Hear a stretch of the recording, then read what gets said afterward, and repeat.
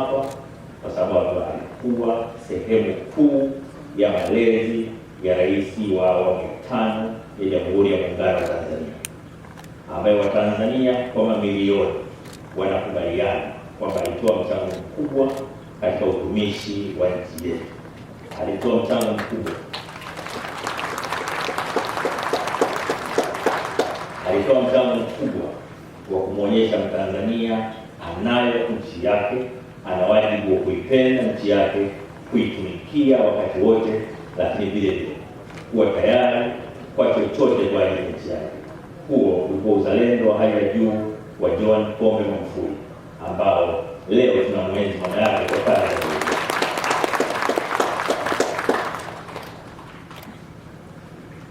Mnaopitia mitandao ya kijamii mtaona mamia kwa maelfu ya vijana na watu wazima wametoa salamu kupitia kwenye mitandao. Pumzika bibi yetu, pumzika bibi yetu, bibi yetu, kamsalimie baba yetu John Pombe Magufuli. Salamu hiyo ni ishara ya Watanzania kuguswa na maisha ya John Pombe Magufuli aliyolelewa na Susan Ngorongoro. Leo tuna viongozi hapa kutoka sehemu mbalimbali ambao wameguswa na maisha ya Magufuli, ambao wanajua na mchango mkubwa katika maisha yao, nao wamefika hapa. Mimi nitawasimulia tu. Nilipo mwaka 2015 nilipotangaza kwamba sigombei tena ubunge wa jimbo la Songea mjini, siku ile walinipigia simu watu wawili. Wa kwanza kunipigia simu alikuwa rafiki yangu mzee Steven Masaka Wasifu. Ndio ilikuwa simu ya kwanza. Emmanuel ndio wangu. Hivi mpaka wazimu. Nani kakwambia siasa tunastaafu? Wewe unakuwa mpinzani wa demokrasia. Demokrasia unagombea, ukishinda unashukuru, ukishinda unashukuru. Na ukishinda uchaguzi ujao unarudia tena. Sasa mambo gani unaanzisha wewe? Nikamwambia mzee, mimi nimeamua kupumzika. Sema hii habari haiwezekani kabisa. Tena kwa hili sitaki kuongea na wewe. Mzee akakata simu. Baada ya simu yake kuisha, ikapiga simu ya marehemu John Pombe Magufuli ambaye naye alikuwa rafiki yangu. Mtana, hivi nilivyosikia ni kweli au wanasema uongo? Umesema unapumzika siasa? Nikamwambia ni kweli. Sema katika umri huo mimi sijapumzika, nimekuzidi miaka 10. Unapumzika wewe? Nikaambia nimeamua kupumzika. Sasa nina nafasi 10 za wabunge wa kuteuliwa. Maana wakati ule alikuwa nigombea katika CCM, hajachaguliwa. Sasa nina nafasi 10, nitakupa moja. Nikamwambia mzee, nataka kupumzika. Akasema haya, wewe pumzika. Tukakubaliana.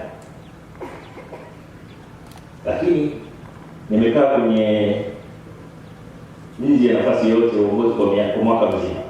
Siku moja ananipigia simu. Hayo mapumziko hayajaisha wewe mtani? Nikamwambia hapana, nimeamua kupumzika. Sema haya asante. Kesho yake nimetangazwa balozi Brazil. Sasa mzee, mbona mbabe? Mimi nimwambia nataka kupumzika. Kwa balozi unakuwa wapi? Sasa katika mazingira yale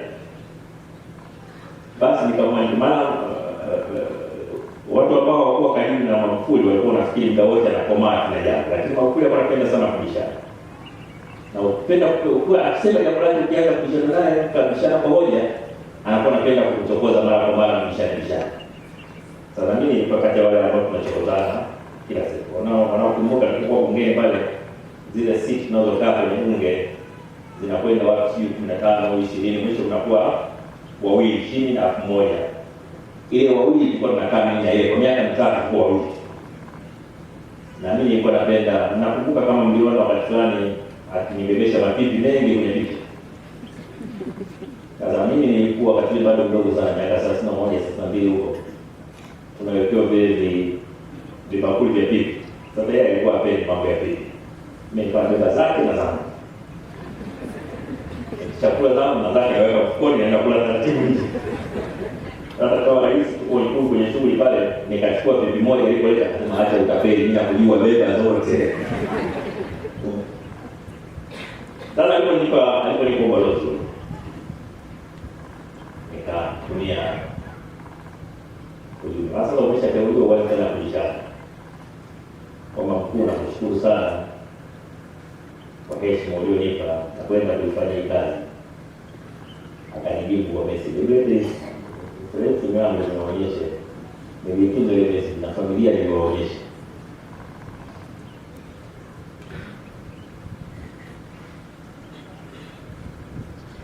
Naonyesha kwa sababu watu wengine hawafahamu vizuri.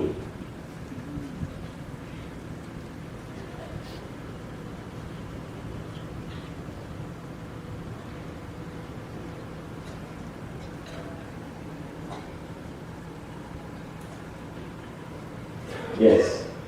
Hii hapa message yake. Sasa hivi, Mungu atakusaidia. Siwezi kukutupa mdogo wangu.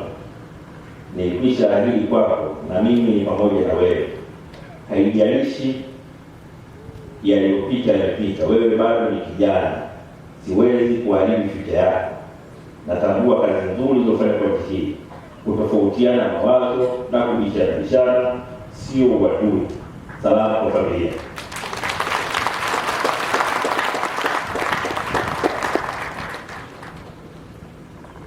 Mimi ninachotaka kushare na nyinyi leo, siwezi kuharibu future yako. Siwezi kuharibu future yako. Na hakika alipo Magufuli leo, akitazama kwamba mtu aliyeteuliwa na rais kumwakilisha kwenye mazishi ya mama yake mzazi ni mtu ambaye yeye alilinda future yake.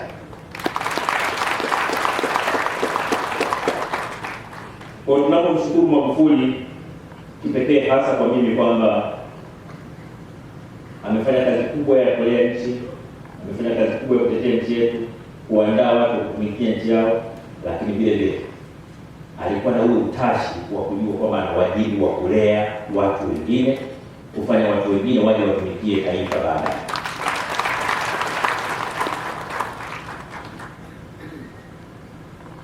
Ukisema kila mmoja wetu asimulie alipotolewa na Magufuli.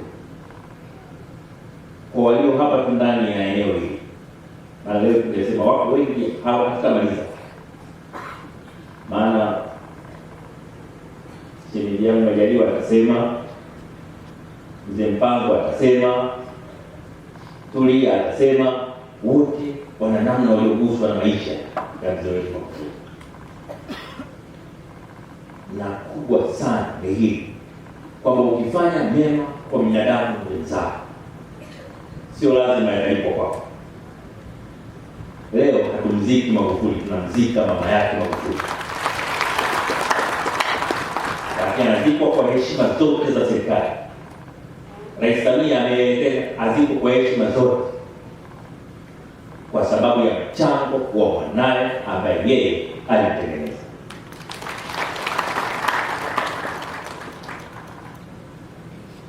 Kwa kipekee na washukuru wanafamilia, na tunawapa pole sana kwa msiba huu mzito ambao umetokea, lakini tunawashukuru kwa maisha ya mama Suzana, lakini pia tunawashukuru tena kwa maisha ya Magufuli ambayo yanabaki kuwa alama katika nchi yetu.